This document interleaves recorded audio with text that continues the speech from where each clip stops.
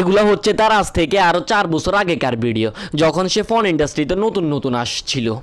যখন সে টিকটকে নতুন নতুন ভিডিও বানানো শুরু করছিল।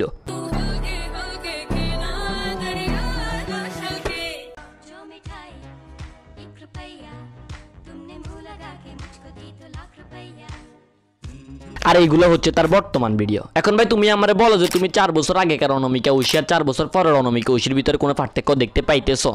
যদি ভাই তোমার উত্তর হয়ে থাকে হ্যাঁ, তাহলে ভাই তুমি আমার এই ভিডিওটা কন্টিনিউ দেখো, একদম শেষ পর্যন্ত দেখো। আর ভাই যদি তোমার উত্তর হয়ে থাকে না, তাহলে ভাই তুই ভিডিওটা এখানে স্কিপ করে ভাই তুই যা, তুই প্লিজ ভাই আমার ভিডিও দেখে খারাপ হইস না, তুই ভাই একটা ভালো ভদ্র মানুষ।